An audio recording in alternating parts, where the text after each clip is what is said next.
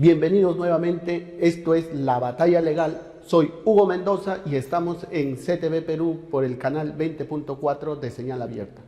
En esta oportunidad vamos a tratar un tema muy importante, sobre todo sobre la participación del ex premier del gobierno de Pedro Castillo. Estamos hablando del señor y abogado Aníbal Torres Vázquez.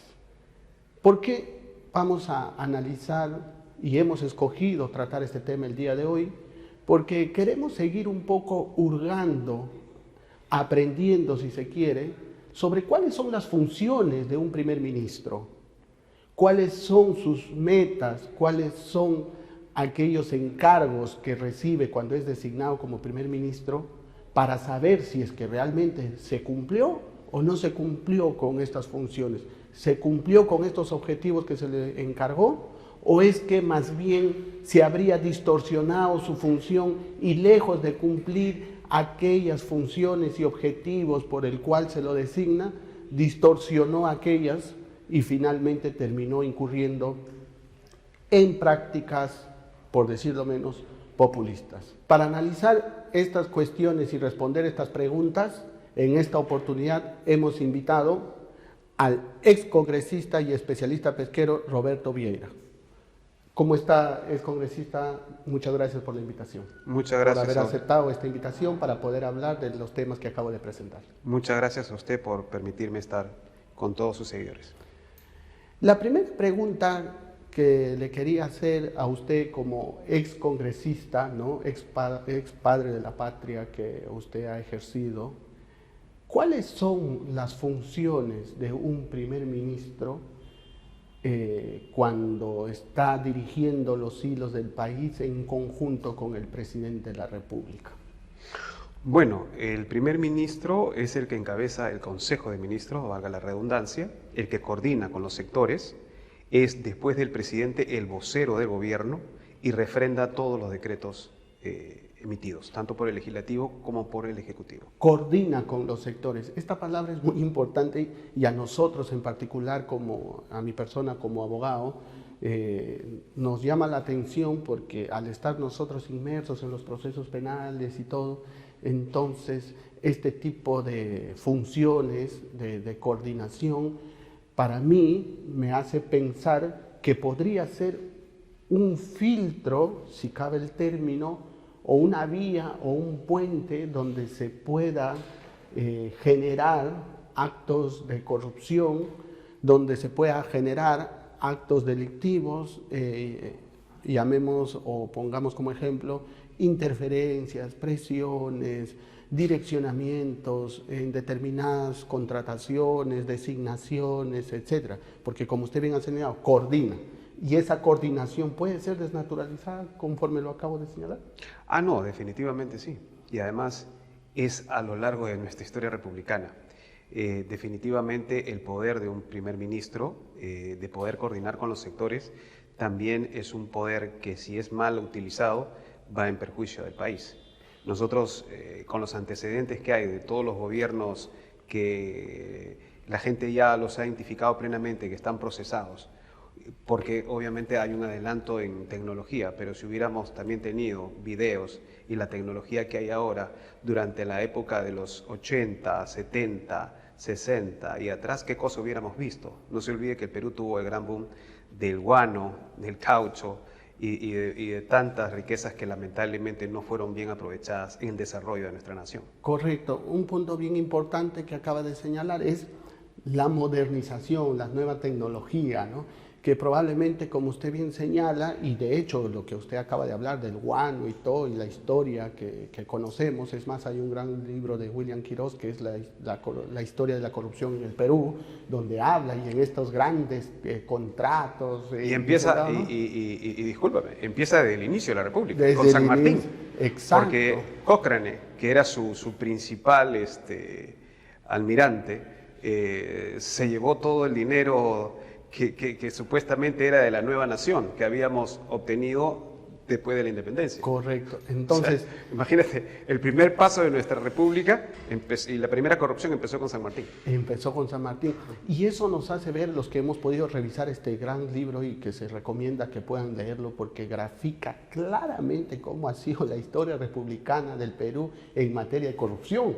Y a uno le hace pensar que incluso la corrupción podría ser un tema, ya prácticamente es un sistema que está en nuestro, podríamos decir, no sé si estoy exagerando, en el ADN, ¿no? Eso es prácticamente sistematizado. No, la corrupción está en la humanidad. O sea, lamentablemente es un tema global. Hay que combatirla, hay que combatirla. Pero si nos ceñimos nuestra mente a nuestra nación, como les vuelvo a decir, desde un inicio con San Martín empezó la primera corrupción. Y el Perú en ese momento teníamos más de 2,5 millones de kilómetros cuadrados. Ahora tenemos 1.200.000, o sea que hemos perdido a lo largo de nuestra historia republicana más de la mitad de nuestro territorio. Y la mayoría ha sido bajo la mesa y poco a través de la guerra, como fue con Chile. Correcto. Entonces, sin ánimo de desalentar al público hay que combatir, hay que combatir. de la corrupción y que es una práctica que nació con incluso la República, nuestra República, pero eso no quiere decir que no se pueda combatir. Y la sonrisa no es que estemos aplaudiendo. No, Lo no. que pasa es que es una risa ya como diciendo, Dios mío, tenemos que parar esto es algo que... exacto, ya de impotencia. Es una risa de frustración, de impotencia. Pero hay que pelear y hay que luchar. Sobre todo es una risa de sorpresa, ¿no? Porque cómo se ha venido desarrollando década tras década, generación tras generación, y hasta ha podido llegar este tema de la corrupción en el argot popular, que se llega incluso hasta pensar que la única manera de hacer dinero es con corrupción. La única manera de poder lograr hacerte de una buena casa, de poner en buen lugar a tus hijos y de desarrollarte y amasar patrimonio es con la corrupción. En otras palabras dice, si no haces trampa, no vas a salir adelante. Entonces yo creo que ha calado tanto y por eso es la importancia de este tipo de programas para poder conversar sobre esto y cómo enfrentarlo. Y una de las maneras de enfrentarlo es conociendo, informándonos de cuáles son las funciones de nuestras autoridades, como en este caso estamos viendo de un primer ministro como el ex premier Aníbal Torres Vázquez. Permíteme añadirte un tema más sobre el tema de la corrupción. En el Perú solamente se denuncia el 5% de la corrupción al año. O sea, más del 90% de casos de corrupción ni nos enteramos. Es que ha llegado, ni nos enteramos. Entonces, y ese 5% que va al sistema judicial, solamente el 1% es condenado. ¿Se da cuenta usted? O sea que prácticamente es un tema muy grave y como le vuelvo a decir, o sea,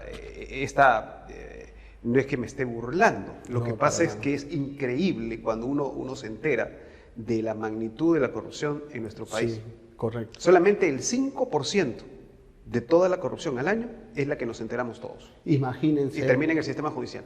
Imagínense que se pueda visibilizar el otro 95% y que eso llegue a la administración de justicia, pues está clarísimo que va a desbordar. Si colapsa con el 5%. Colapsa, imagínense con el 95%. Tenemos 6 años con el tema de Odebrecht y hasta ahora no hay resultados. No hay resultados y con lamentables anulaciones. Y Odebrecht y todos los ladrones están libres, sacaron la plata del Perú, se han cambiado de nombre y siguen trabajando. Eso es lo más lamentable y esto es un buen punto, sobre todo, y ahí creo también hay una parte de responsabilidad, si se quiere, política, de un premier, de un jefe de Estado, porque si ya una empresa se ha descubierto los actos de corrupción que han podido cometer, porque han confesado ellos mismos, ¿no? sus directivos, en este caso como de Odebrecht, entonces se cambia de nombre a la empresa, pero sigue realmente trabajando. no hay una verdadera reestructuración interna de la empresa, porque sí se puede, porque también se tienen que analizar los efectos sociales de una empresa o de una gran corporación por los miles y miles de trabajadores que existen y que probablemente no han tenido mucho que tener. Pero supuestamente el decreto que se dio en su momento el decreto que se dio en su momento para que Odebrecht tuviera beneficios, en otras palabras, le diéramos 2 años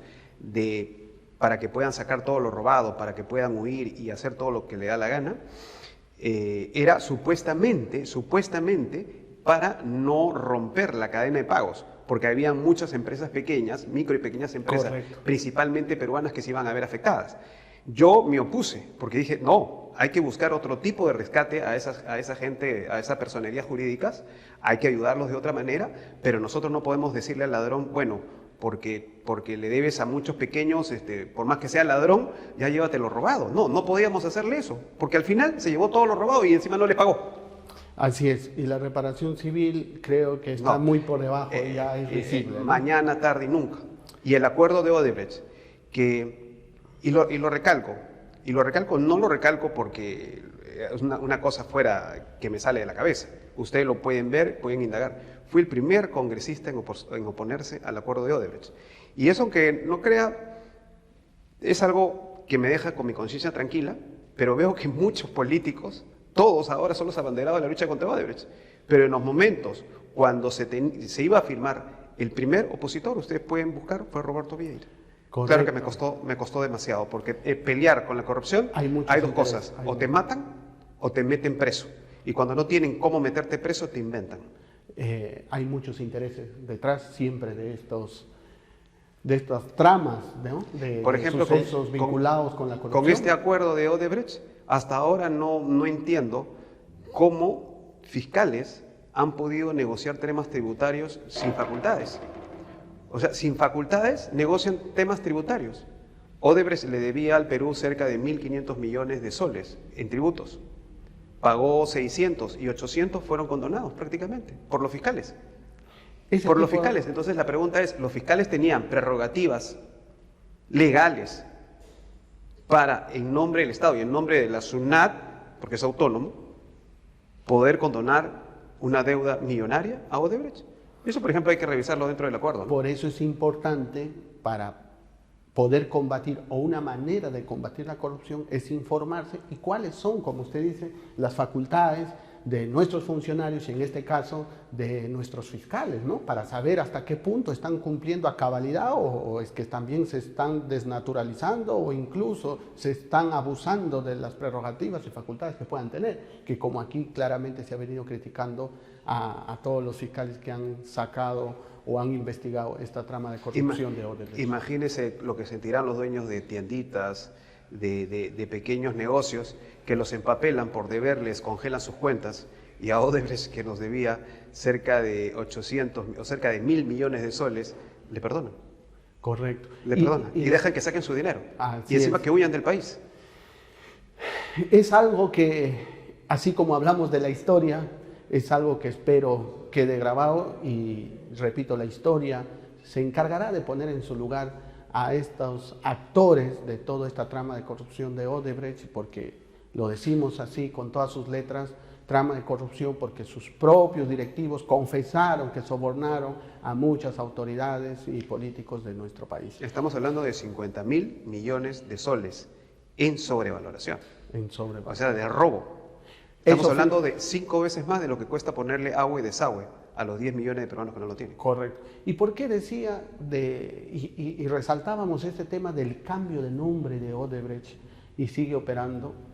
Y citábamos el ejemplo de Europa, por decir, ¿no? De la empresa Volkswagen, ¿no? que fue descubierta por haber ponido una suerte de chip que controlaba la emisión de gases tóxicos, ¿no? Y finalmente fue descubierta, y toda la trama también de engaño que se dio ahí. Porque cuando se quiere hacer una verdadera reestructuración de una empresa, porque Volkswagen no cerró, ¿no? Pero sí se cambió desde la raíz a sus directivos para que pueda seguir funcionando, porque era una empresa multinacional desde su sede en Alemania y por todo el mundo, pero finalmente sí se reestructuró, se le puso las reglas claras, se les puso una persona o incluso el propio gobierno asume una suerte de supervisión y administración y control sobre la empresa si está cumpliendo las buenas prácticas, su código de ética, su código de conducta, si está desarrollando sus actividades conforme a la ley. Y cuando ya ve el gobierno que finalmente se pudo impregnar ese ADN de una cultura ética, de una cultura corporativa, comienza a dejarlo a caminar solo. ¿Eso ha pasado en el Perú?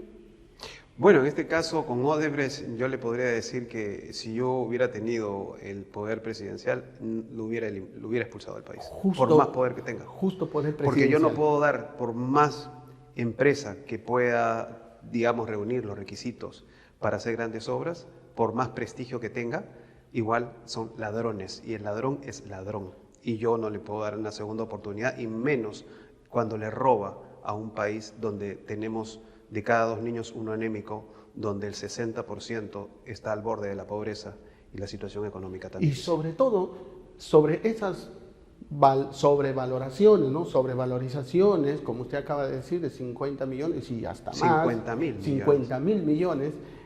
Finalmente, como se dice, sale, y esto es claro y real, sale de los bolsillos de todos los peruanos. Y los afectados somos nosotros. Lo estamos pagando, lo seguiremos pagando y nuestros hijos, nietos y bisnietos van a seguir pagando. ¿Y cómo lo pagamos? Con nuestros impuestos.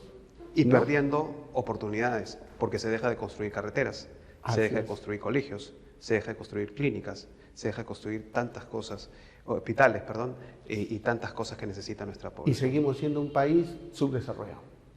Lamentablemente. Aterrizando al ex premier Aníbal Torres, y con lo que acabamos de analizar de Odebrecht, como usted bien ha dicho, si yo de jefe de Estado hubiera destituido a la empresa, o hubiera sido más drástico con Odebrecht para poder realmente hacer... Yo pedía, yo pedía lo que era lógico, embargarle todo. Entonces, cuando uno tiene su billetera de ellos, cuando uno tiene el dinero, ahí recién negocias con ellos. Pero no acá fue la inversa. Llévate todo, sácate todo lo robado y después vienes a negociar conmigo. Y todavía ni siquiera aquí. Tenías que viajar hasta a Brasil. Y ese tema de atacar el bolsillo, el tema financiero de grupos, de personas o de organizaciones criminales, ya se sabe que es una práctica y una estrategia que ya desde la Convención de Palermo se venía analizando, porque para poder combatir estas organizaciones criminales, pues lo que se tiene que atacar es en el tema monetario, ¿no? A su bolsillo, porque así los debilitas y así pues pueden realmente desarticularse y lograr verdaderas sanciones penales, etc. Se llevaron el dinero de Chacya. O sea, y se podría decir que hicieron... Y encima los hacen juicios. Se hizo al revés. En vez de atacar el bolsillo... Ahora nosotros lo tenemos que reparar a ellos. Imagínese usted. Tenemos un arbitraje internacional, ¿no? Claro. Que se dice... Generalmente siempre hemos perdido en los arbitrajes. Y que probablemente podamos perder. Retomando el tema de las funciones del Premier. Como usted dice, ¿no? Yo de jefe de Estado lo hubiera hecho. Y la pregunta es...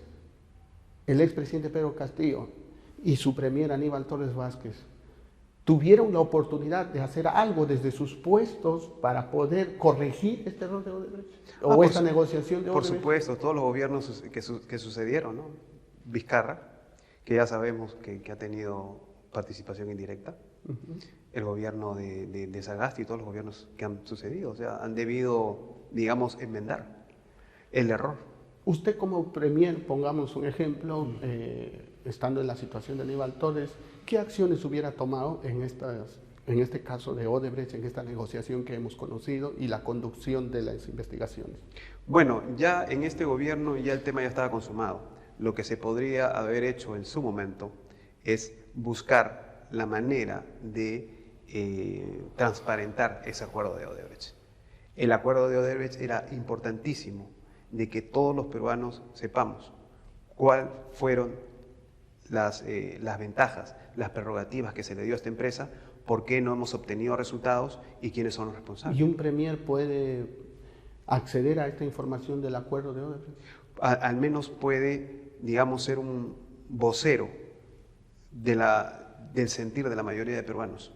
Correcto. De pedir al Ministerio Público que se haga que se ponga a disposición de las personas, ¿no? Y claro, y De la quizás sociedad, un poco a través de los citando, medios. claro, y quizás un poco citando dentro de sus funciones que está el de coordinar las relaciones o establecer las relaciones con los demás organismos y poderes del Estado y organismos constitucionales y todo. Por ahí quizás tenía parte de su función poder coordinar y pedir la información y para poder conocer de cómo se está conduciendo el acuerdo, o es que también podemos decir, como se ha dicho por un sector, que estos acuerdos son netamente reservados y ni siquiera el Estado, encabezada por el presidente de la República y su premier, podían conocer. Pero pueden exigirlo públicamente. Pueden exigirlo públicamente. Está bien que sea autónomo el sistema judicial, pero hay que mostrarlo, porque acá estamos velando por los intereses del país. Hay que mostrar qué cosas se ha firmado, por qué se dieron ventajas. Los fiscales tenían las facultades tributarias para poder condonar a Odebrecht con cerca de 800 millones, como se le ha condonado, mientras que a una pequeña empresa la empapelan, le embargan y le quitan todo por una deuda de 100 soles o de 1000 soles. No, No, y la SUNAT cuando por impuestos, como usted dice, de 100, 500, 1000 soles, hasta te comienzan a mandar correos y a hacer cobranzas coactivas. No, inmediatamente te congelan a través del sistema financiero. Y si no cumples, se meten a las cuentas. No, al sistema financiero y te congelan tus deudas. Te congelan y te Así cobran. Así es. Pero a Odebrecht no, le dejaron que se lleve todo el dinero. Le dejaron que salga por la puerta grande. Correcto. Y encima cambian de nombre y pueden seguir trabajando en el Perú. Y la reparación civil es irrisoria, mañana tarde jamás te van a pagar. Ahora, usted como especialista pesquero y teniendo en cuenta también otra de las funciones del premier, o en este caso del presidente del Consejo de Ministros, y en la época de Aníbal Torres, una de sus funciones también era conducir las políticas de modernización de la administración pública, ¿no? Y de toda la estructura y organización del Estado. Ejemplo, el sector pesquero. Usted como especialista pesquero, ¿pudo ver, advertir, evidenciar alguna política clara, concreta y objetiva para el sector pesquero por parte del ex gobierno de Pedro Castillo, encabezado por su premier Aníbal Torres Vázquez? Un desastre. Un desastre en el tema pesquero. ¿Qué pudo hacer y no hizo?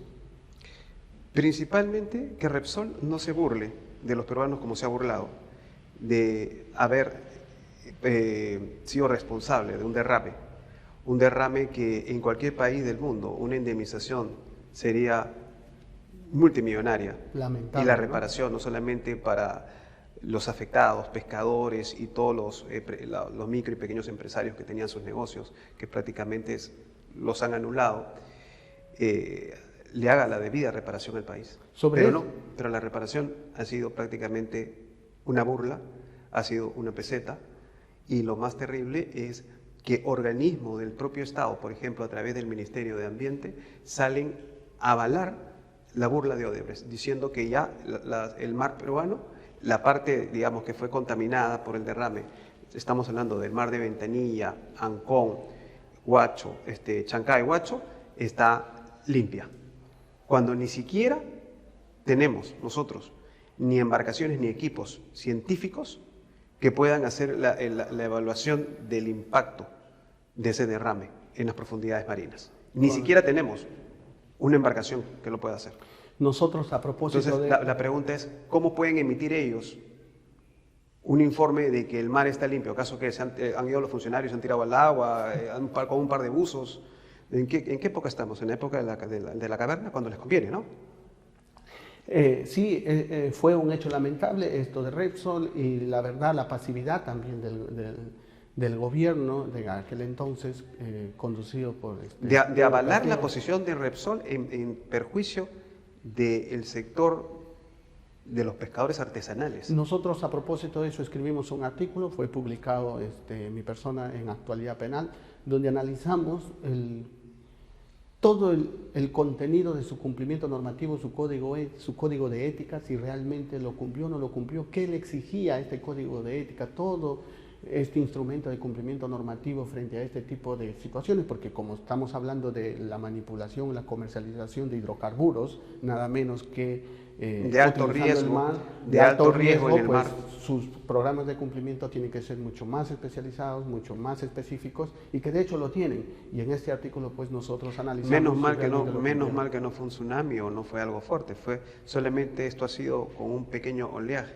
Estamos hablando de algo mínimo. Con algo mínimo, mire el tremendo daño que nos hicieron. Correcto. Y encima se han burlado de los peruanos. Por eso que acá el Ministerio de Ambiente y la UEFA, que es la encargada, el organismo interno del Ministerio de Ambiente, prácticamente se ha puesto a favor de Repsol y no en defender los intereses del país. Correcto.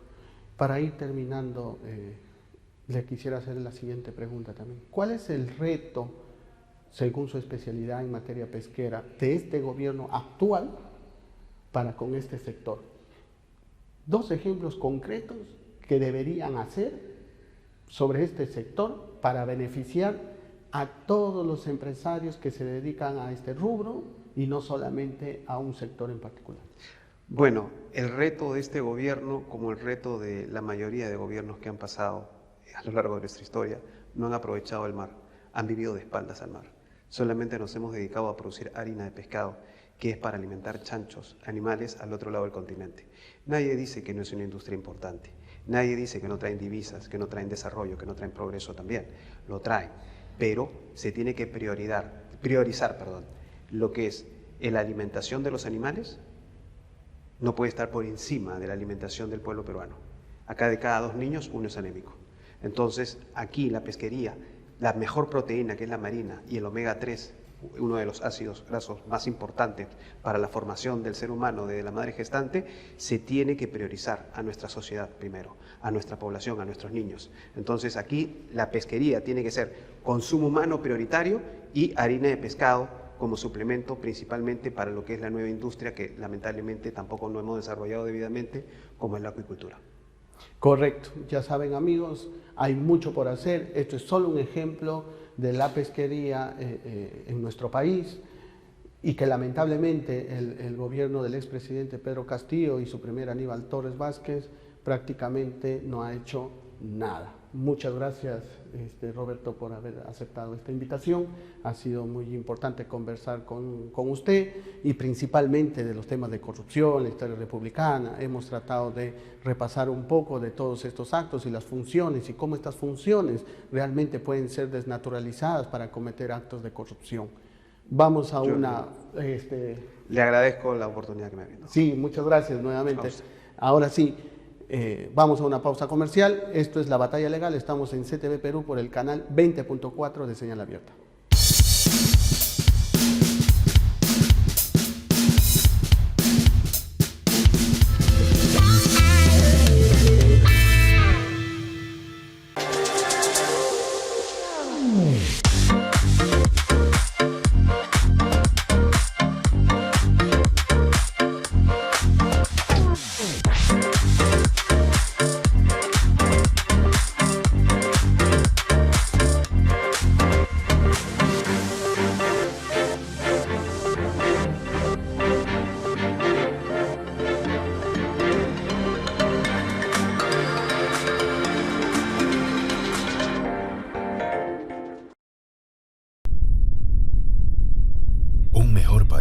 Es posible. Sí, es posible, porque de las crisis siempre nacen oportunidades.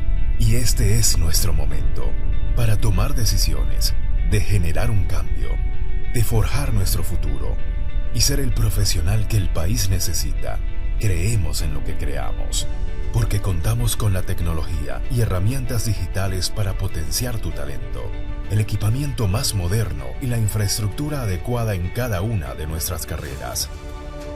Con profesionales del más alto nivel, garantizando tu formación como profesional altamente calificado. Virtual o presencial, estamos preparados para ayudarte a alcanzar tus sueños y a construir tu futuro. ¿Es posible un mejor país? Sí, y está en tus manos. CPEA, 47 años formando profesionales líderes.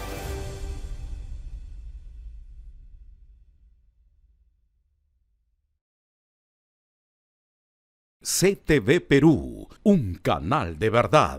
La investigación periodística, los mejores destapes y entrevistas exclusivas con Claudia Toro y una variada programación de cultura, música, gastronomía y entretenimiento en CTV Perú, un canal de verdad. Sintonízanos en los 20.4 de señal abierta para toda la capital. Televisión gratuita para todos los peruanos. Además, en www.ctv.pe y en redes sociales como CTV Perú Oficial.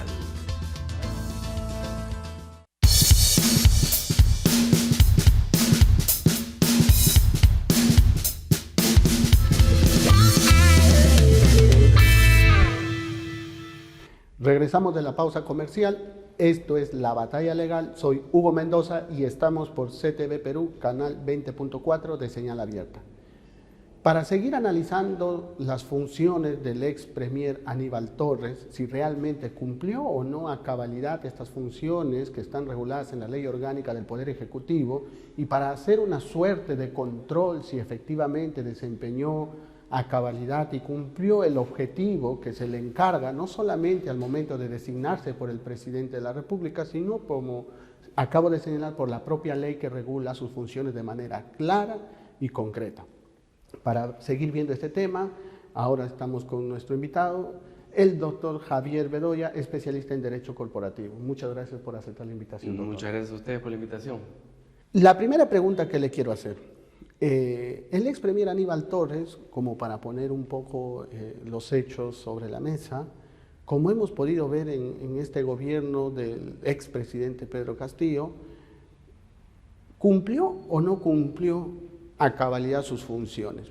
Porque lo que hemos visto en los medios de comunicación es que el señor Aníbal Torres Vázquez, lejos de poder escucharlo hablar en la prensa sobre alguna política pública de modernización del Estado, de poder estar generando y sacando adelante algún proyecto, alguna coordinación concreta con algún sector regional o provincial o distrital o política nacional, veíamos que estaba desarrollando una suerte de, podríamos decir, incitación, porque hablaba de salir a marchar, hablaba de actos violentos, incluso citó una frase y dijo una frase que ha sido bastante lamentable para nosotros, de decir que van a correr ríos de sangre. Entonces, ¿es esa la función de un premier, estimado doctor? No, definitivamente no. El premier es el vocero del gobierno y como tal tiene que articular con los distintos ministerios las políticas de Estado que finalmente va a emplear o desempeñar ese gobierno, cosa que no hizo el señor Aníbal Torres, evidentemente. Lo que en la recta final hizo Castillo con el señor Aníbal Torres es, sobre la base de crear o hacernos creer que estaban llevando a cabo consejos de ministros descentralizados, iban a cada una de las regiones, pero en vez de proponer proyectos de ley o iniciativas que beneficiaran a determinadas regiones o a determinados sectores productivos del país, lo que hacían era meramente política de desunión en el país y en esa región, ¿no? Asusando a la gente, llevándolos o convocándolos finalmente a levantarse frente a lo que ellos veían como una amenaza, que era finalmente la oposición, ¿no? Y creo que al final el mensaje caló, pues salidos ya del gobierno ante el golpe de Estado que no pudieron concretar, pero que finalmente intentaron hacer. Hemos visto pues estas marchas y manifestaciones que se han vuelto sumamente violentas, manifestaciones que desde mi punto de vista no han sido espontáneas, sino más bien solventadas por distintas fuentes de financiamiento, ya sea Bolivia, la minería ilegal, el narcoterrorismo, etcétera, etcétera, que también estoy seguro que es gente que financió la campaña de Perú Libre y del señor Castillo, han sido los que finalmente han, de alguna manera, empujado para que esto, que fue inicialmente un discurso del gobierno de Castillo con el señor Aníbal Torres, se materialice en estas marchas que nos llevaron a tener varios muertos, ¿no? En consecuencia, lo que ha hecho el señor Castillo es revivir un resentimiento que venía de la época de Velasco Alvarado, entre ricos y pobres, cholos y blancos, en fin, y una serie de cosas que de alguna manera como país creo que estábamos superando como consecuencia del emprendimiento de muchas personas que salieron de la pobreza y varios otros factores, ¿no? Y creo que ha vuelto con ese discurso retrógrada que finalmente no ayuda y no suma y no une finalmente un país que evidentemente tiene muchos defectos, muchas diferencias, sobre todo marcadas en determinadas regiones, pero que no son culpa finalmente tampoco del modelo económico, no son culpa de determinadas personas, sino son culpa de cosas que si quiere podemos analizar y entrar a detallar, pero tampoco es algo como para sacar a resaltar y polarizar el país y a dividir, cuando lo que necesitamos en este momento es justamente unir y reconciliar este país en varios temas y en varios aspectos. Correcto. Podríamos decir que una de las funciones de un primer ministro, y en este caso como Aníbal Torres, si realmente quería, como bien acaba de señalar, llevar políticas y proyectos concretos a determinada región, según el artículo 17 de esta Ley Orgánica del Poder Ejecutivo, señala que una de sus funciones es la de coordinar las relaciones con los demás poderes del Estado, organismos constitucionales y gobiernos regionales. Y como sabemos, muchas veces en determinadas regiones, por no decirlo en todas, no se terminan de desarrollar y sacar adelante proyectos, contrataciones públicas, etcétera, porque no se tiene la suficiente capacidad de gestión y gente preparada para poder sacar adelante estos proyectos y finalmente hacer llegar y hacer sentir al Estado a aquellas personas que más lo necesitan. Entonces, dicho todo esto, tenía como función o podía hacer el ex primer ministro Aníbal Torres dentro de estas funciones que acabo de citar, al ir a hacer estos consejos de ministros descentralizados, una suerte de supervisión, de apoyo a estos gobiernos regionales, a este gobernador, para decir en qué aspecto estás mal, vamos a destrabar este proyecto, vamos a superar este problema, saquemos adelante esto. ¿Eso era una parte de su función? Por supuesto que sí. ¿Lo cumplió? Y no lo hizo, evidentemente, ¿no? Hay varios proyectos en regiones que están trabados o que no hay expedientes técnicos que son necesarios para las regiones. Hoy día estamos viendo, por ejemplo, lo que fue las lluvias en el norte, ¿no? Y cuántas veces hemos hablado de las lluvias en el norte, así como los friajes en el sur. ¿Qué han hecho los gobiernos regionales al respecto para solucionar o por lo menos paliar las consecuencias de estos fenómenos naturales? Nada, nada. No puede ser que Piura, Tumbes no tengan drenaje, un sistema de drenaje, que las obras que finalmente se empezaron a hacer en el 2017 no se hayan terminado. En fin, hay una serie de cosas que los gobiernos regionales tienen en sus facultades, pero que finalmente no las hacen por falta de gestión o por falta de conocimiento. Y ese es un tema muy importante, puesto que la izquierda siempre se queja del modelo económico y que no ha sido equitativo a lo largo de todo el país. Es verdad, la plata no ha llegado y la presencia del Estado tampoco a determinadas regiones, pero no ha sido por culpa del modelo económico per se, sino ha sido como consecuencia de la mala gestión de los gobernadores regionales que o no ha ejecutado finalmente el presupuesto que se les asignó por canon, regalías, etcétera, etcétera, o que finalmente se robaron la plata. Esa es la verdad.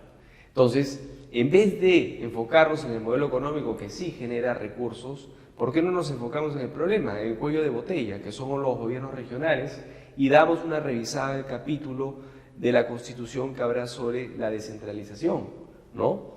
Y además, la ley de desarrollo, ¿no? Y que además este tema de la descentralización también es parte de la función del jefe de Estado y a través también de su premier, y en este caso Aníbal Torres, ¿no? Así es. O sea, si ver que finalmente como gobiernos regionales no son capaces de ejecutar y hay que hacer modificaciones en la Constitución o alguna ley, hacerla para que ellos puedan finalmente ejecutar este presupuesto que es asignado de manera eficiente, ¿no? Porque la gente de a pie no entiende que si bien la plata no llega o no sienten, como en distintas regiones o como en la capital Lima, no es porque finalmente el gobierno central así lo quiera, sino es porque su gobierno regional finalmente no ha podido ejecutar eso. Hay que analizar finalmente si no lo ha podido hacer por distintas razones que estaban dentro de su potestad o porque finalmente hoy en día el marco legal no lo permite. Entonces lo que hay que ver es revisar nuevamente el capítulo de descentralización de la Constitución, que a todas luces y en función de los ejemplos que te acabo de mencionar ha sido un desastre. O sea, la descentralización no ha funcionado. Ojo que no estoy diciendo que debemos volver a la centralización en Lima, pero hay que ver qué cosa corregir para que finalmente esa plata que llegue a la región termine siendo gastada correctamente en esa región, y ya sea en obras de infraestructura. Eso va a generar puestos de trabajo, gasto público, consumo, y va a generar un círculo virtuoso, mejor dicho, dentro de la región, y finalmente el ciudadano de pie de esa región va a sentir que esa plata que fue asignada a su región está correctamente ejecutada y que finalmente le está llegando a ellos de alguna manera, con un puesto de trabajo, etcétera, etcétera, etcétera. Correcto. O con ingresos, ¿no? Entonces, son cosas que hay que ver. Yo no creo que el problema sea el modelo económico, yo creo que es el cuello de botella que se genera en los gobiernos regionales. Yo sé que no es popular decirlo, pero lo cierto es que eso hay que verlo, hay que revisarlo, porque ahí hay una brecha muy grande en lo que es la infraestructura a nivel nacional, y no solamente en cuanto a carreteras y puentes, sino también lo hemos visto en la pandemia, en hospitales, lo hemos visto también en colegios, correcto, en una serie de cosas que son fundamentales para que el país desarrolle. Hoy en día están en manos de los gobernadores regionales en sus regiones y no tenemos hospitales, no tenemos postas, no tenemos colegios. Entonces, finalmente, ¿qué están haciendo? Correcto. Entonces, de acuerdo a lo que nos acaba de señalar, todo este círculo, como bien señaló, virtuoso, que debe desarrollarse para poder generar más trabajo, más ingresos, bienestar, reducir la pobreza, etcétera, etcétera, se va a lograr en tanto y en cuanto se cumpla todo este ciclo, todo este círculo se desarrolle de manera correcta. Y el premier Aníbal Torres, o ex premier Aníbal Torres, tuvo la oportunidad de hacerlo. La izquierda tuvo la oportunidad finalmente de llevar a cabo las políticas que, de mi punto de vista, bueno, no de mi punto de vista, sino históricamente comprobadas de que no han funcionado desde la caída del muro de Berlín. Después de la causa, con la caída del muro de Berlín y como consecuencia de lo que generó la caída del muro de Berlín, es que finalmente estas políticas estatistas, centralistas, no han tenido efecto, no han surtido los resultados que la izquierda quería en los años 70, 60, y se dieron cuenta que esas políticas económicas no servían, y la izquierda un lado de la izquierda se termina reciclando en lo que es la izquierda caviar, lo que llamamos nosotros la izquierda progresista, se termina aupando en otras políticas, por ejemplo, apoyando movimientos minoritarios, a los feministas, agarrando también el tema ambiental, y sobre la base de eso reciclándose, pero todavía existe esta izquierda retrógrada que no se dio cuenta que el muro de Berlín ya cayó y les cayó encima, como fue Pedro Castillo y toda su compañía, y que esas políticas económicas que pretendieron aplicar en el Perú el año pasado y el anteaño pasado no sirvieron, y la historia así lo ha demostrado en los últimos 30 o 40 años. No sé, siendo profesor, el señor Castillo parece que no ha estudiado la historia del mundo. Entonces, no entendía finalmente cómo pretendían aplicar medidas y políticas económicas que estaban demostradas a lo largo de los años que habían fracasado. Pero aún así, teniendo la posibilidad de fracasar nuevamente aplicando esas mismas políticas, se dedicaron a robar, a recibir coimas, a recibir finalmente plata para llenarse los bolsillos y no hacer nada finalmente por los pobres. Lejos de tener, como bien acaba de señalar, la oportunidad, si bien es cierto, no determinar quizás un determinado proyecto que probablemente en determinadas regiones, o por no decir en todas, están estancadas, están en este cuello de botella, como se acaba de hablar, pero al menos haber hecho alguna gestión en concreto y objetivo para que pueda destrabar ese proyecto tan importante que un determinado sector de la población está esperando, pero ni siquiera podemos decir que se haya hecho eso. O sea, repito, no le pedimos que se haya tenido que completar la obra, pero al menos una gestión clara que permita ayudar a que un proyecto determinado salga adelante. Sino, muy por el contrario, se dedicaban a hacer en estos consejos descentralizados, lejos de hacer actos de gestión propios de sus funciones, parecía que seguían en campaña. Y por darte un ejemplo, ¿no? Acuérdate cuando se fue a Ayacucho a anunciar, o a Cusco, me parece, anunciar la segunda reforma agraria, que básicamente consistía en otorgarle o subsidiar de pesticidas a los agricultores, y que ni si eso pudo hacer. Y ni eso pudo hacer. Y además el país no necesita anunciantes, necesita ejecutores. Así es, ni eso pudieron hacer bien.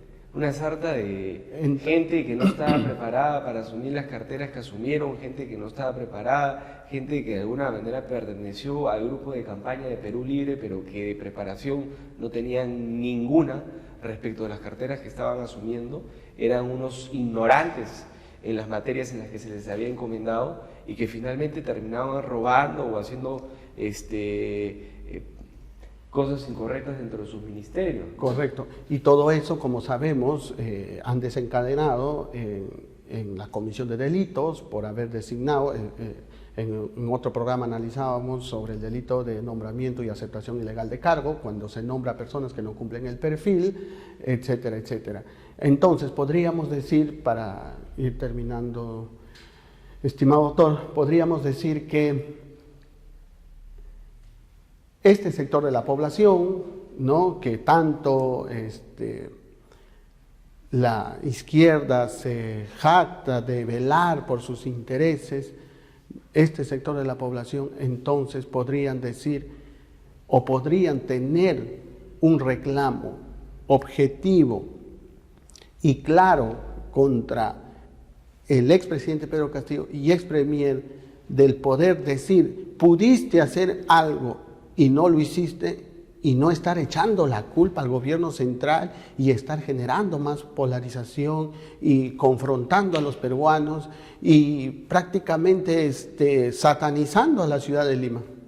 Sí, efectivamente. No hay que negar que efectivamente existe una brecha económica, social en el país y que hay una desigualdad tremenda y que hay que trabajar en eso para que justamente los que no tienen de alguna manera puedan recibir esas bondades que ha dado el modelo económico. Pero lo que yo quiero que entiendan es que no es un tema finalmente de ricos y pobres, es falta de ejecución, falta de gestión, sobre todo de los gobiernos regionales, porque la plata está, efectivamente, ustedes ven la plata, se desesperan porque no les llega a su región. No es que no haya plata. No haya plata, la plata llega a su región, pero la plata no la ejecutan en su región, la plata no la gastan correctamente en su región, y como consecuencia de eso la plata no les llega a ustedes. Pero no es en parte culpa del gobierno central, es en parte de los gobernadores que ustedes eligen. Y también es parte del gobierno central culpa en la medida en que tiene que hacer las correcciones, presentar los proyectos de ley para hacer las modificaciones, o sea en la Constitución, en el capítulo de descentralización o en las leyes de desarrollo. Pero no es culpa del modelo económico. Acuérdense que este modelo económico en los últimos 20 años nos redujo la pobreza en casi 30 puntos. Consecuencia, está demostrado que el modelo económico le ha traído bondades, y le ha traído plata y le ha traído mejora al país. Pero puede ser mucho mejor aún eso si es que finalmente esa plata se distribuye correctamente en las regiones y así reducimos la brecha en infraestructura, para darles un ejemplo, en hospitales, en postas para sus regiones, en colegios, en carreteras, puentes. Todo eso va a generar finalmente puestos de trabajo, porque se necesita alguien que finalmente le construya todo esto y que mejor gente de la región, mano obra de la región que lo construya. Eso va a generar puestos de trabajo en la región. Entonces ese es el círculo virtuoso al que yo me refiero. Pero entiendan que no es tampoco culpa de los empresarios, etcétera, etcétera, que es verdad que muchos de ellos han hecho mercantilismo con el modelo económico, también le han robado al país, pero no es culpa tampoco o exclusivamente culpa de ellos. Yo creo que esto es culpa finalmente de la falta de gestión y la falta de voluntad política de los actores políticos en los últimos 20 años que no han hecho nada para finalmente corregir este problema que se venía viniendo hace mucho tiempo y que ha aumentado la brecha y la diferencia entre las regiones y lo que es la capital. Pero bueno, ahí está, hay un reto, hay un tema para trabajar. No se trata, creo que, de cambiar el capítulo económico, se trata de ver otras cosas y cómo mejorar, y finalmente que la gente más necesitada finalmente reciba y vea tangiblemente, concretamente, físicamente, ese dinero hecho realidad en colegios, hospitales, puentes, carreteras, etcétera, etcétera, que además va a traer trabajo. Correcto. Muchas gracias, doctor. No, muchas gracias. Estimados amigos, Javier Bedoya, especialista en Derecho Corporativo. Reflexiones. No necesitamos personas que sigan asusando a la población, que siga generando división, que siga polarizando a la ciudadanía, sino necesitamos gente especializada, gente ejecutora, ejecutivos, buenos gestores. Solo así vamos a poder poner a prueba lo que aquí se ha podido hablar en este momento, si ese círculo virtuoso que tiene esta economía cumple o no nuestras expectativas. Puesto a prueba de manera cabal, podríamos decir con fundamento, si finalmente sirve o no sirve o en qué hay que mejorar. Muchas gracias, doctor, nuevamente. No, muchas gracias a ustedes por la invitación. Bueno, vamos a una segunda pausa comercial. Estamos en La Batalla Legal. Soy Hugo Mendoza y estamos por el canal 20.4 de CTV Perú.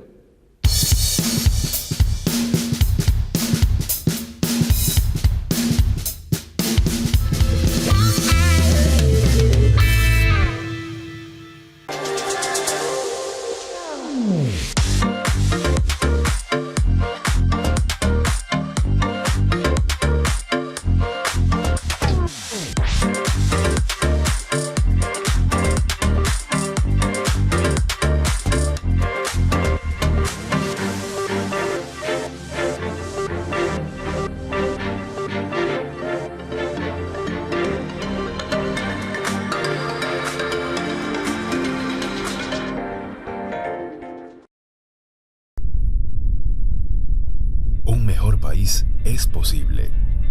Sí, es posible, porque de las crisis siempre nacen oportunidades.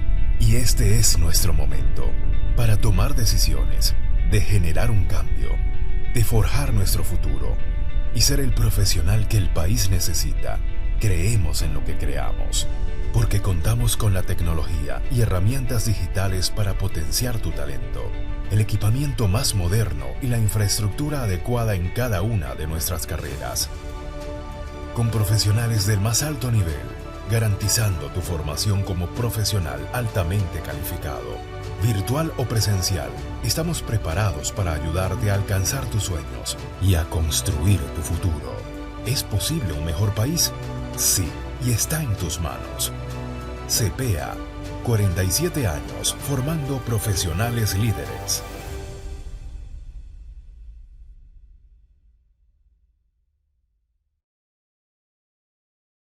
CTV Perú, un canal de verdad. La investigación periodística, los mejores destapes y entrevistas exclusivas con Claudia Toro y una variada programación de cultura, música, gastronomía y entretenimiento en CTV Perú, un canal de verdad. Sintonízanos en los 20.4 de señal abierta para toda la capital. Televisión gratuita para todos los peruanos. Además, en www.ctv.pe y en redes sociales como CTV Perú Oficial.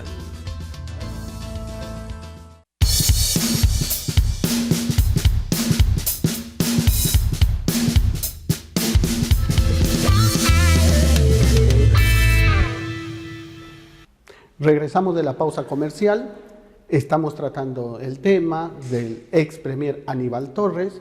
Para los que recién puedan sintonizar el programa, estamos analizando las funciones del ex premier Aníbal Torres, cuáles eran estas funciones, si las cumplió a cabalidad o lejos de cumplirlas y llevar bienestar a la ciudadanía, la terminó desnaturalizando. Para seguir analizando sobre lo que significa ser un primer ministro, en este caso como el ex premier Aníbal Torres, Ahora tenemos en nuestro set a la doctora Mónica Yaya, expresidenta del Tribunal del Organismo de Supervisión y Contrataciones del Estado, para que nos pueda hablar y explicar un poco y responder algunas preguntas sobre las funciones del señor Aníbal Torres y sobre todo, cómo debe comportarse un funcionario con tan alta investidura, cuáles son sus limitaciones, cuáles son las prohibiciones, cuáles son los valores que encarna el premier en este caso y lo que encarnó el ex premier Aníbal Torres. ¿Cómo está, doctora? Muchas gracias por haber aceptado esta invitación. Gracias, Hugo, a ti por invitarme.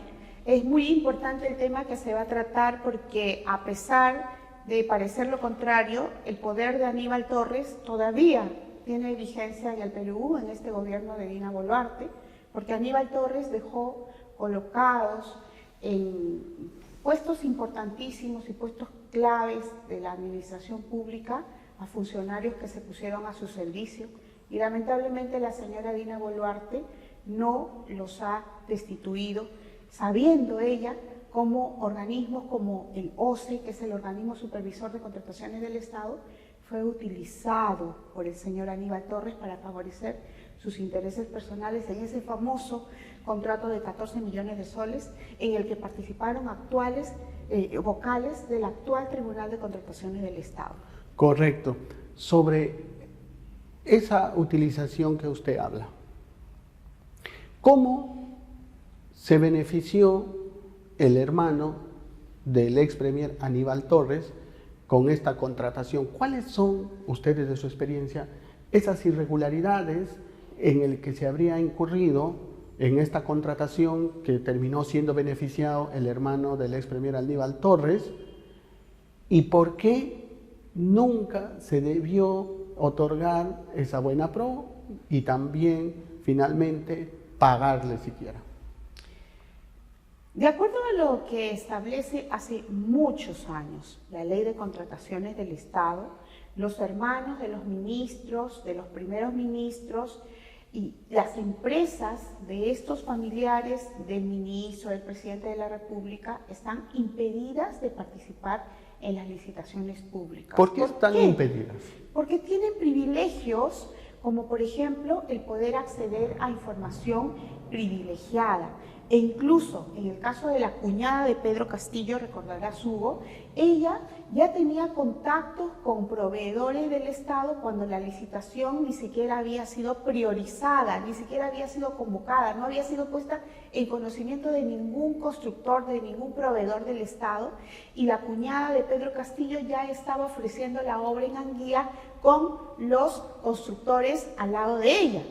Lo mismo puede suceder con cualquier ministro, con cualquier primer ministro que puede trasladar información importante a familiares como sus hermanos para que ellos sean los que ganen la buena pro, como sucedió con el hermano del señor Aníbal Torres y su empresa Aldemsac cuando ganó un contrato por 14 millones de soles para almacenar vacunas. Y allí, por ejemplo, están las sesiones de los consejos de ministros en donde Aníbal Torres pregunta, ¿no?, ¿qué se va a hacer con la compra de las vacunas? Porque su hermano, lógicamente, tenía en ese mismo momento el interés del negocio del almacenaje de las vacunas. En consecuencia, situaciones como esta, además, imagínate, en el mismo contrato de Aldemsac, que es la empresa cuyo apoderado era el hermano del premier Aníbal Torres, en ese mismo caso, la Contraloría General de la República detectó que el almacén que habían alquilado para almacenar las vacunas no contaba con una balanza de 300 kilos como se requería en las bases, pero ningún funcionario público en una categoría inferior al premier Aníbal Torres lo evidenció. Ningún funcionario público tuvo el coraje de decir la propuesta de la empresa Aldemsac no cumple. ¿Y por qué cree usted, desde su experiencia, que ningún funcionario lo evidenció o no lo quiso evidenciar? ¿O no tuvo la capacidad de hacerlo? No tuvo la autonomía, la independencia, la capacidad como para enfrentarse al premier y decir En primer lugar, esta empresa no puede participar en esta licitación pública porque es del hermano del premier Aníbal Torres. En segundo lugar, está incumpliendo con los requisitos establecidos en las bases. Y en tercer lugar, si la empresa del hermano del señor Aníbal Torres incumple con el contrato, ¿quién lo va a denunciar? Y el trato privilegiado. Entonces, podríamos decir, doctora, que cuando se trata de un familiar, de un alto funcionario, como en este caso del ex premier Aníbal Torres, aquel funcionario que tiene la obligación y la capacidad, o debería tener la obligación, la capacidad y la autonomía e imparcialidad para decir no sobre una determinada contratación, toda esta autonomía e imparcialidad se pierde.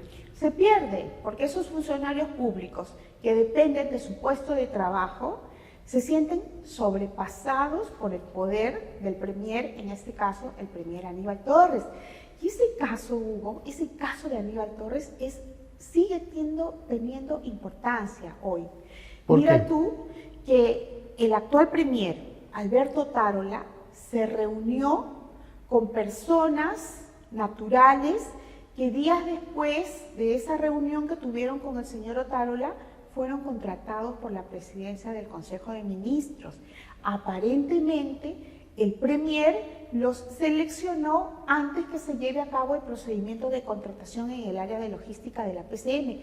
Esto quiere decir nuevamente que los ministros y aquellos que ocupan el cargo de premier lo siguen utilizando, como está haciendo el señor Alberto Tarola, para beneficiar a amigos y familiares. Y utilizan a los demás funcionarios, en este caso de la presidencia del Consejo de Ministros, solamente para disimular, para simular un procedimiento de selección de profesionales que supuestamente van a trabajar a favor del Estado y de los peruanos, pero que en realidad están trabajando, entre comillas, en la presidencia del Consejo de Ministros solamente para satisfacer sus intereses económicos personales. Y para eso se presta el señor Alberto Tarola hoy. Correcto. Entonces queda claro que un funcionario público de tan alta envergadura como es un premier, un primer ministro, por la investidura que tiene la capacidad de poder influenciar en una contratación, direccionar una contratación. Claro que sí, pero no solamente eso, sino que tiene la capacidad de influenciar, de direccionar todos los actos de investigación y de sanción que se puedan aplicar sobre esta empresa, la empresa vinculada al ministro, al premier, al presidente de la República. Mira, en el caso de Aldemsac, la empresa del hermano de Aníbal Torres, esta empresa tenía que pasar por el Tribunal de Contrataciones del Estado para que sea inhabilitada, y además el Tribunal de Contrataciones del Estado debía derivar el caso al Ministerio Público para que se investigue los posibles delitos que se hayan cometido en esa ilegal contratación. Por ejemplo, en esa contratación, al evidenciar por los indicios, usted de acuerdo a su experiencia, cómo debe ser llevada una contratación pública, ¿no? De este tipo, como usted acaba de señalar, pues el particular o el postor pues tiene que tener la capacidad económica, 1, 2, tiene que tener la logística por el cual se está comprometiendo o está postulando para contratar con el Estado, ¿no? Y 3, poder cumplir con todos los plazos el cual se compromete. Y de acuerdo a la experiencia que también nosotros tenemos en estos delitos contra la administración pública, finalmente estos actos dentro del procedimiento de contratación se convierten en indicios de que podría existir un favorecimiento, un direccionamiento o un interés indebido para determinada contratación, ¿no? Porque cómo se puede, nos preguntamos, cómo se puede sacar adelante una contratación si primero se puede ver que no se tiene la capacidad económica para cumplir con el servicio. Segundo, no se tiene con la logística, como usted acaba de señalar, la balanza con las características que se exigía. Entonces, si se sigue llevando adelante la contratación, es válido sospechar de que aquí más allá de una irregularidad administrativa, ¿no? Porque cito la irregularidad administrativa porque este tema de las irregularidades administrativas en el tema de las investigaciones en materia penal, pues también sirve como argumento de defensa de los funcionarios, servidores, ¿no? Por parte de sus abogados, para decir esto no es un nivel de indicio para hablar de un delito, es una irregularidad administrativa que no tiene mayor relevancia penal y por tanto se queda sancionado a nivel administrativo por el Tribunal del OCE. Pero estos indicios que estamos viendo, ¿son simples irregularidades administrativas? ¿O aquí ya hay una cuota de direccionamiento o de algún interés indebido que se hayan generado en esta contratación? La contratación ilegal de la empresa del hermano de Aníbal Torres tiene dos tipos de consecuencias fundamentalmente. Una, que es la administrativa. El Tribunal de Contrataciones del Estado debió inhabilitar hasta por 3 años a la empresa del hermano de Aníbal Torres. ¿Y qué pasó? Por haber mentido que no estaba impedido para contratar con el Estado. Mintió Lo también. inhabilitó solamente por 5 meses. ¿Y estaba inhabilitado al momento de la contratación? No, o sea, lo inhabilitó después que contrató y después que cobró millones de soles. Pero aquí hay un detalle, un paréntesis nada más. Ese tribunal que lo inhabilitó tan benévolamente tenía vocales que debían ser designados por una comisión presidida por la presidencia del Consejo de Ministros. Es decir, los vocales del tribunal que debían sancionar a la empresa del hermano de Aníbal Torres eran seleccionados por una comisión presidida por la presidencia del Consejo de Ministros ocupada por el mismo Aníbal Torres. Por eso es la importancia de que los familiares no intervengan en contrataciones. Claro, porque aquí ya el premier Aníbal Torres utilizó su poder como premier para convocar a un concurso público para vocales del Tribunal del OCE justo cuando la empresa de su hermano tenía que ser inhabilitada. Y uno de los ganadores de ese concurso público para vocales del Tribunal del OCE y que sigue hoy ejerciendo funciones en el gobierno de Dina Boluarte fue, por ejemplo, el señor de apellido Paz Winches. Cuando Contraloría General de la República analizó la contratación de la empresa del hermano de Aníbal Torres en Cenares, determinó que había un funcionario, un jefe de asesoría jurídica, que se había hecho el de la vista gorda con el contrato de la empresa del hermano de Aníbal Torres, con Aldemsac. Se había hecho de la vista gorda para permitirle que ellos sigan cobrándole al Estado indebidamente. ¿Quién era ese jefe de asesoría jurídica de Cenares que permitió que ese contrato siga ejecutándose según Contraloría? El señor Paz Winches, el mismo que luego de cometer ese acto de corrupción fue designado en un concurso público presidido por la presidencia del Consejo de Ministros como vocal del tribunal, que luego debía sancionar a la misma empresa a la cual inicialmente se había favorecido. O sea, prácticamente viene siendo juez y parte a la vez, porque si él ha participado en la trama de la contratación, nada menos que en el tema del área de asesoría jurídica y por decirle de alguna manera le dio visto bueno desde el aspecto legal a la contratación, de alguna manera ha tenido una participación y ahora no podríamos nosotros pedir objetividad que a esa persona que habría intervenido favoreciendo con este informe legal, entiéndase que ha emitido para dar luz verde a esta contratación, ¿no? Es el cuestionamiento que se le hace, pues se pretenda ahora que él mismo, siendo parte del tribunal, se sancione o al menos se le exija un comportamiento objetivo imparcial. No, el señor Paz Winches y otros vocales que favorecieron con la sanción benévola a Aldemsac y eso es un indicio, deben ¿no? ser destituidos. Es un indicio ya de la segunda consecuencia, que es la de haber cometido delitos.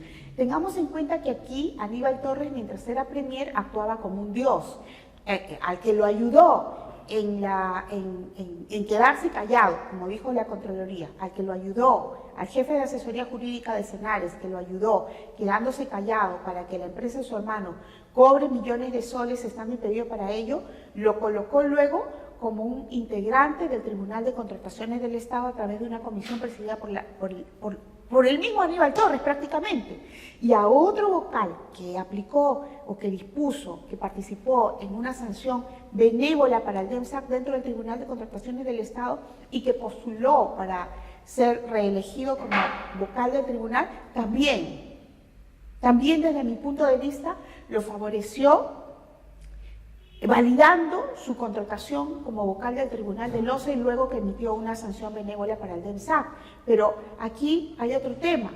Esos vocales están siendo mantenidos por la señora Dina Boluarte, porque en el Tribunal de Contrataciones del Estado todos los anteriores presidentes a partir de Ollantumala conservan su cuota de poder a través de vocales designados con el puño y letra de Ollantumala, de Martín Vizcarra, de Francisco Sagasti y de Pedro Castillo. Hablamos específicamente de este vocal Pascuiche que favoreció a Aníbal Torres, ¿no? Correcto.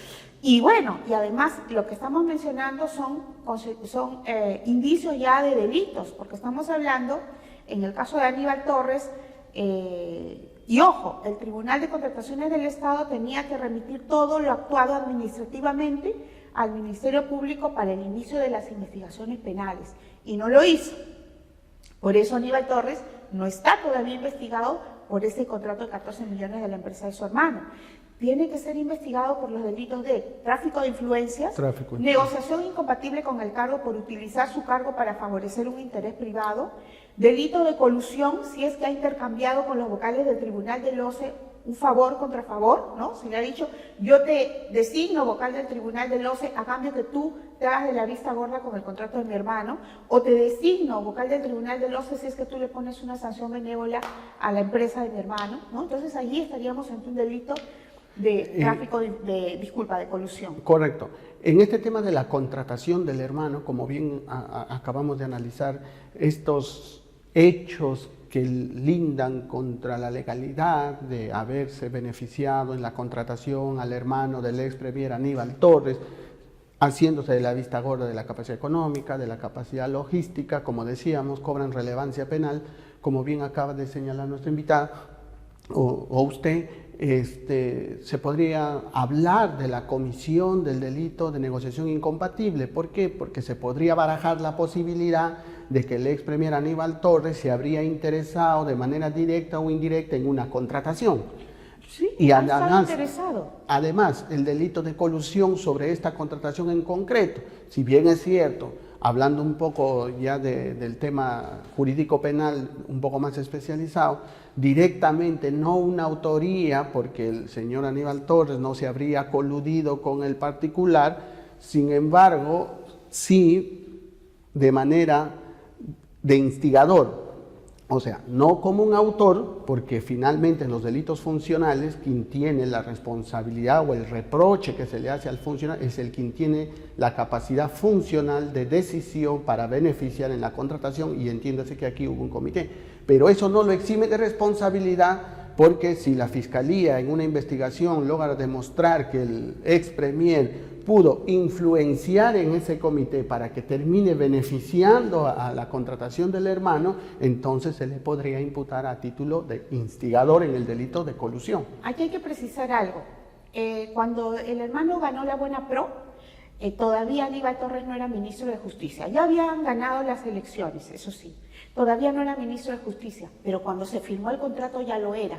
Y el impedimento se encuentra establecido también para el momento de la firma del contrato, porque allí es en donde se analiza la capacidad financiera, por ejemplo, de la empresa, y se analiza si es que está impedida o no está impedida para firmar contrato con el Estado. Esto es una buena precisión, porque es importante analizar la información de manera objetiva y sin sesgo. Como bien señala la doctora Mónica Yaya, en aquel momento, cuando se estaba sacando o desarrollando esta contratación, el señor Aníbal Torres no tenía un alto cargo. Pero ya habían ganado las elecciones y ya él se presentaba como el asesor legal de Perú Libre, el asesor legal de Pedro Castillo, el próximo presidente de la República en ese entonces. Ok, por ahí se puede hablar de una influencia, pero lo que quiero resaltar es lo siguiente. ¿Dónde sí ya tuvo un alto cargo? En el momento de la firma del contrato. Y posterior ejecución. Y posterior. Y la pregunta concreta es, los delitos de colusión, y usted como especialista en materia de contratación con el Estado, la Corte Suprema ha dejado sentado que se cometen en los actos preparatorios de la contratación, en la contratación misma y en la ejecución. En cualquiera de estas tres etapas se pueden cometer este delito de colusión, Entonces, podríamos decir que si bien es cierto, no estuvo en el procedimiento preparatorio, pero sí en la contratación y en la ejecución, y por tanto sí se podría investigarlo, como decíamos, a título de instigador por el delito de colusión. Sí, pero hubo una parte de los actos preparatorios en los cuales él ya estaba como ministro, ¿no? Porque los actos preparatorios terminan en el momento en el que se suscribe el contrato. Antes de la suscripción del contrato, ese contrato se pudo declarar nulo porque ya en días previos el señor Aníbal Torres ya era ministro de Justicia y la empresa de su hermano ya está impedida de contratar con el Estado. Pero hay otra cosa, hay algunas actuaciones directas del señor Aníbal Torres. La primera, cuando el señor Aníbal Torres es denunciado por mi persona, se presenta en el programa de Nicolás Lucar y dice: Contraloría tiene que investigar a la señora Mónica Yaya. ¿Por qué el señor Aníbal Torres, utilizando su poder y su capacidad de información en un programa afín a él, por qué el señor Aníbal Torres solicita a la Contraloría General de la República que investigue a quien lo había denunciado? Si yo hace mucho tiempo que había dejado de ser funcionaria pública, lo que él estaba haciendo en realidad era un acto de venganza contra mi persona. ¿Amedrentamiento? Utilizando, así es, como también lo ha hecho Fernando Tuesta en su oportunidad, y ya en otra ocasión hablaremos sobre eso. Es decir, el señor Aníbal Torres directamente en el programa de Nicolás Lucar le pidió a Contraloría que me investigue por haberlo denunciado. Y por otra parte, cuando el señor Aníbal Torres advirtió que el Tribunal de Contrataciones del Estado iba a sancionar a la empresa de su hermano, ¿qué fue lo que hizo? Convocó a concurso público para la elección de los vocales del Tribunal de Contrataciones del Estado. ¿Eso es o no una injerencia directa en la actuación de los vocales que luego tenían que sancionar a su hermano? Correcto. Por supuesto. Entonces no se podía esperar imparcialidad en estos miembros del Tribunal del OCE para poder analizar, sancionar y resolver este caso como se espera de todo miembro de un tribunal, nada menos de uno de los organismos más importantes del Estado. ¿Por qué? Porque se encarga de revisar, de analizar, de ver si en una determinada contratación existió o no irregularidades o hasta comisión de delitos, nada menos poco sutil, por decirlo menos, se fue en ser tan groseros, en direccionar, como bien nos dice aquí la doctora Mónica Yaya, en direccionar las contrataciones de estos miembros del Tribunal de OCE que estamos actualmente. Bueno, se nos acabó el programa, doctora, hay mucho que conversar sobre el tema de los funcionarios, sobre cómo se deben comportar, cuál es la investidura, qué es lo que ellos representan, qué es lo que deben demostrar, qué es lo que deben comunicar con estas funciones, esa vocación de servicio, esos valores.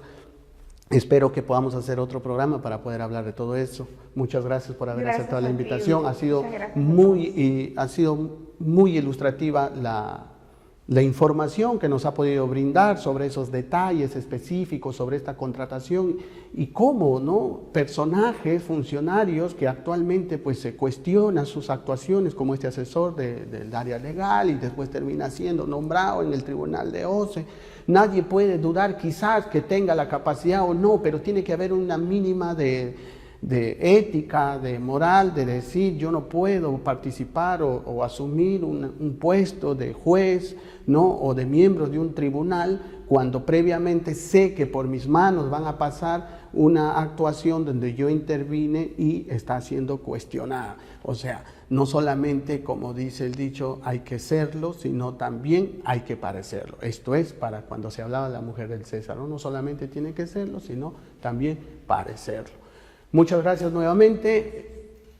Terminamos con el programa. Nos vemos hasta la próxima. Soy Hugo Mendoza. Esto es La Batalla Legal por CTV Perú, canal 20.4 de Señal Abierta.